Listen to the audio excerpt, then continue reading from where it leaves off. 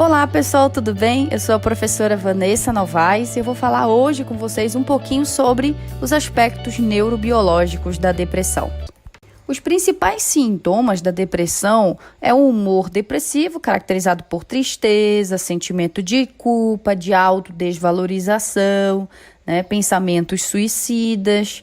Normalmente essas pessoas elas têm uma autoestima muito baixa, retardo motor, lentidão nos movimentos, insônia ou sonolência excessiva, alteração de sono, alteração também de apetite. Essa pessoa come demais sem parar, compulsivamente, ou ela perde a vontade de comer.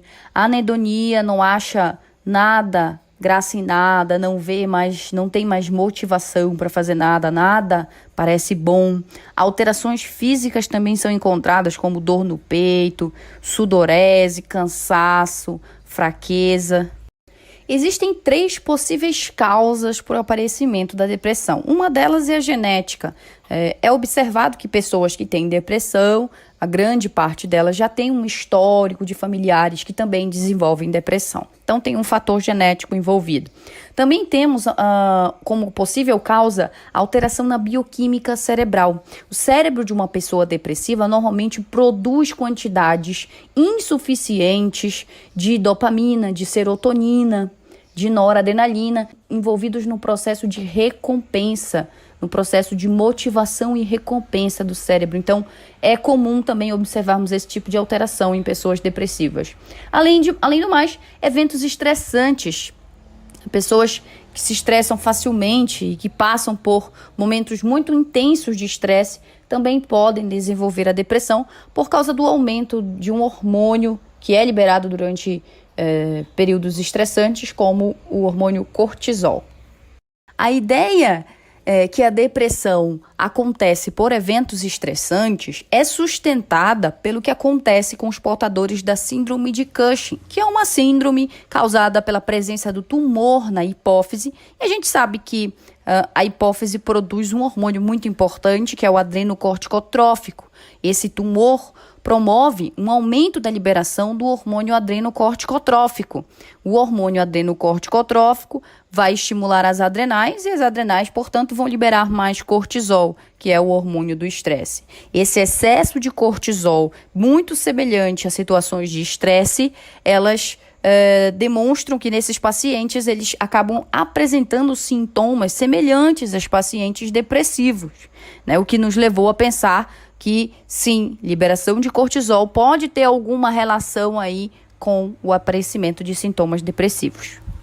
Vamos dar uma relembrada sobre o sistema endócrino. Quem quiser saber a fundo um pouquinho mais sobre esse sistema, nós já temos aula disponível no canal.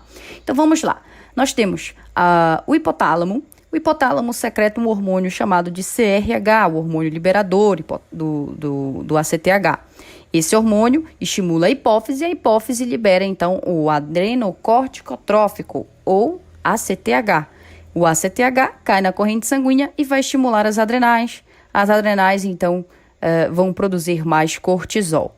O excesso de cortisol vai ter alterações no hipocampo, tá? Bom, antes de mais nada, o que o hipocampo e a amígdala faz e interfere nesse processo? A amígdala é um órgão que estimula o hipotálamo e o hipocampo é um órgão que inibe o hipotálamo. Juntos, eles regulam, então, a liberação de CRH pelo hipotálamo, claro que vai culminar aí na regulação da liberação de cortisol. Numa situação de depressão, o excesso de cortisol mata neurônios ou bloqueia a neurogênese no hipocampo. O hipocampo, então, fica impossibilitado de regular negativamente o hipotálamo.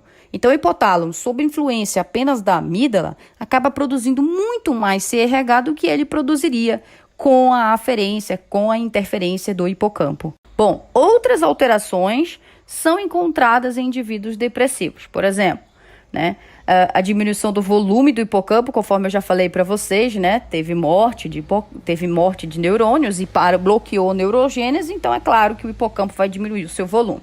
Além disso, a gente também tem aumento da atividade do giro cingulado anterior, é um giro que fica em cima do corpo caloso. Você também pode dar uma olhadinha em aula de anatomia do telencéfalo. E o aumento do tamanho da amígdala também é observado nesses indivíduos. A amígdala que é um órgão muito importante para o medo.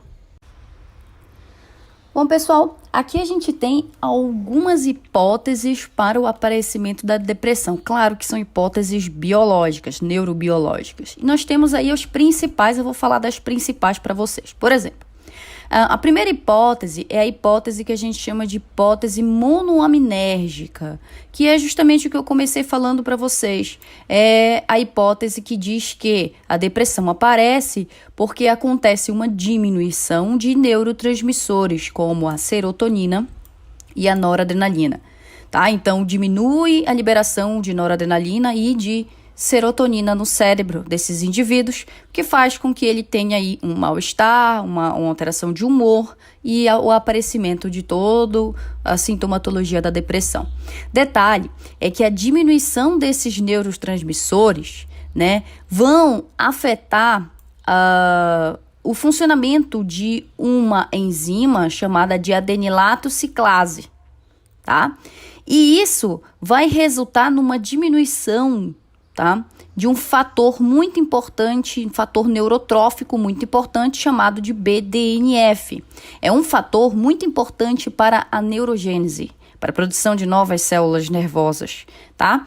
E claro que isso então vai afetar a plasticidade cerebral. Isso está envolvido, por exemplo, com a atrofia hipocampal, porque o hipocampo tem células que, na presença de BDNF, conseguem fazer novas células, que a gente chama isso de neurogênese.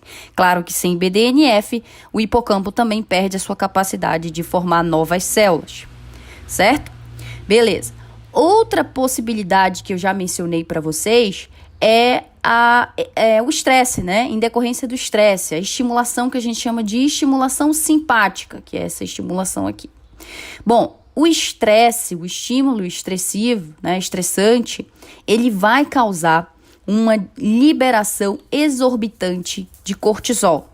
Então, nós vamos ter aí muito cortisol na saliva, no plasma, na urina, porque nós temos as adrenais liberando mais cortisol, conforme eu já expliquei para vocês. Esse excesso de cortisol vai também diminuir a neurogênese do hipocampo e, consequentemente, também vai diminuir o volume hipocampal. Tá? Tanto a neurogênese como também pode, inclusive, provocar morte de células nervosas no hipocampo. Então, nós temos aí o hipocampo atrofiando por vários fatores, né? O cortisol, a diminuição de noradrenalina e serotonina nas sinapses, né? Também alterações das mitocôndrias também podem ocasionar uma atrofia hipocampal. A própria inflamação no tecido, claro, essa inflamação ela é causada pelo evento estressivo, né? O evento estressante pode causar reações inflamatórias. Essas reações inflamatórias também vão causar aí uma alteração hipocampal.